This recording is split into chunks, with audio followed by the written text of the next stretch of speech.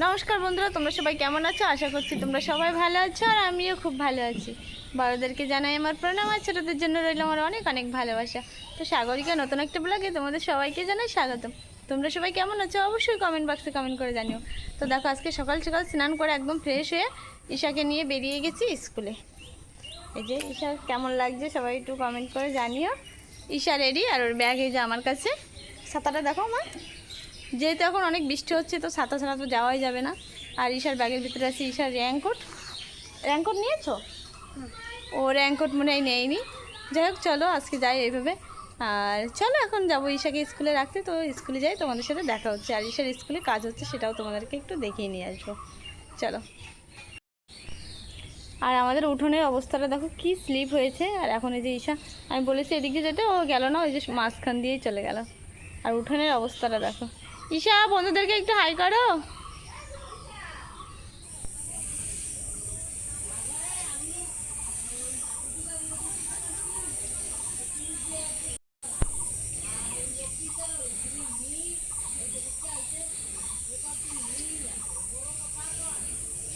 যাওয়ার সময় দেখো এত সুন্দর একটা পাতা, ভাবলাম তোমাদের সাথে একটু শেয়ার করে নিই। কত সুন্দর লাগছে দেখো এই জায়গাগুলো, খুব দারুণ লাগছে না এই পাতাগুলো? এইখান থেকে কিন্তু অনেক লাগিয়েছে, এই যে এই দেখো, খুব সুন্দর লাগছে এই পাতাগুলো। বেশ খানিকটা ধরেই লাগিয়েছে, জাস্ট দেখার মতন।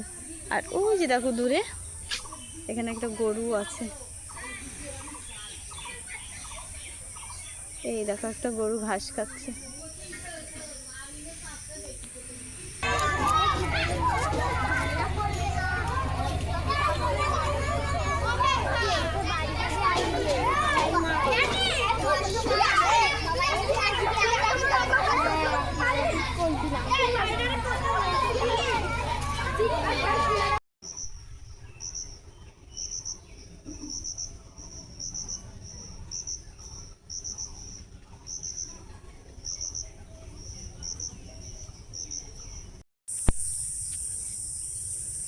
তো ঈশাকে স্কুলে রেখে আমি এখন বাড়ি চলে যাচ্ছি। আর ঈশা আমাকে টাটা দিয়ে কিন্তু ভিতরে চলে গেছে। আর তোমরা তো দেখতেই পেলে বাচ্চারা কেমন চিল্লামিল্লি করছে। আর ঈশার স্কুলে একটু কাজ হচ্ছে, সেটাও দেখালাম। কোনো রড টড দিয়ে মানে খাওয়ার জায়গা বানাচ্ছে, কী হোক যা হোক আমি জানি না ভালো। তো ওগুলো হচ্ছে। আর আমার পেছনে দেখো, যেহেতু আমরা গ্রামে থাকি তাই এটা কিন্তু ইটের রাস্তায় যে, তো গ্রামের ভিতরের রাস্তা দিয়ে আমি আসি বেশি। ওই পাশে যাওয়া যায়, তো আমি ওদিক দিয়ে যাই না, ভিতরের রাস্তাতে আসি, কেননা গাড়ি ঘোড়ার চাপ অনেকটা কম থাকে, তো বাচ্চা কাচ্চা নিয়ে অনেকটা সেফটি থাকা যায়। আর এটাই আমার কাছে শর্টকাট হয়। আর যখন মাঠে এখন যেহেতু পাট আছে, তো মাঠ দিয়ে যেতে পারছে না, যখন মাঠে কিছু থাকে না তখন কিন্তু বেশি মাঠ দিয়েই যাওয়া আসা করি। তো চলো এখন বাড়ি যাওয়া যাক। আর বাড়ি যাই, তারপরে তোমাদের সাথে দেখা হচ্ছে। আর একটা মাছি বারবার আমার মুখে পড়ছে। চলো বাড়ি যাওয়া যাক।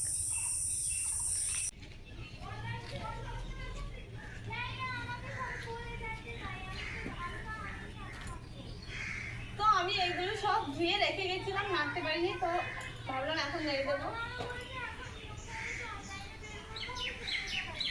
সব ধুয়ে রেখে গেছিলাম কিন্তু নাড়তে পারিনি, কোনো কিছু ধুয়ে রেখে চলে গেছি।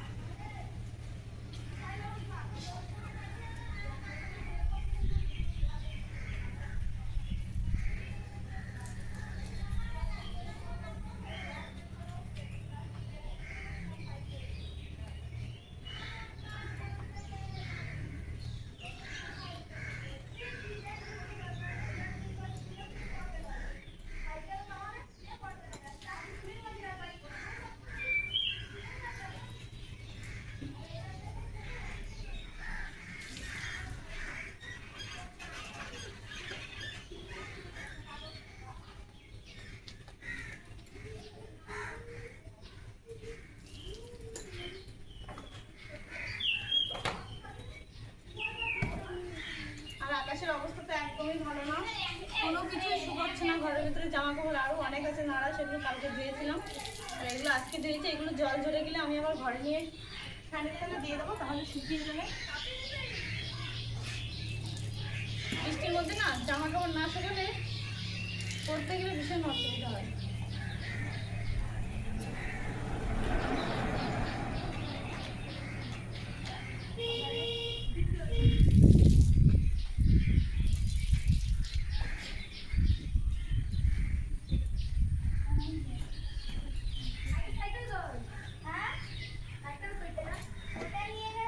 তো দেখো সব জামা কাপড় নাড়া হয়ে গেছে, বৃষ্টির মধ্যে জানি না শুকাবে না, তবে জল ঝরে গেলে এটা আমি ঘরের মধ্যে নিয়ে আসবো। আর ঘরেও অনেক জামা কাপড় আছে তোমাদের, না তো ঘরেও অনেক জামা কাপড় আছে, ওইগুলোও দেখাবো তোমাদের। আর এদিকে দেখো নন্দিনী যাচ্ছে, এই যে নন্দিনী যাচ্ছে এখন। তো দেখো ঈশাকে তো স্কুল থেকে বাড়ি নিয়ে চলে এসেছি, আর এখন দিয়েছি ওকে কি দেখাও ঈশা। তো দেখো এখন একটু শশা দিয়েছি ঈশাকে। আর ঘরের ভিতরে দেখো ওই যে উপর দিয়ে দেখো, যেহেতু জামা কাপড় শুকাচ্ছে না, বাইরে তো বৃষ্টি হচ্ছে, তো এগুলো কালকে ধোয়াতা, তো ওগুলো এখন শুকিয়ে গেছে। আর এই যে বিছনা চাদরটা দেখতে পাচ্ছ তোমরা, এই যে বিছনা চাদরটা কিন্তু কালকে রাত্রেবেলায় নতুন পেতেছি। আর যেটা পাতা থাকে সবসময় ওটা ভিজে, তো শুকাচ্ছে না বলে তো আমি ঘর থেকে বের করে এটা আবার পেতে দিয়েছি। ঈশা তোমার বিছনা চাদর পছন্দ? হ্যাঁ। আর এটা কিন্তু ঈশার পছন্দ মতনই কেনা, ঈশার পছন্দ। শশা কেমন লাগছে? দারুণ।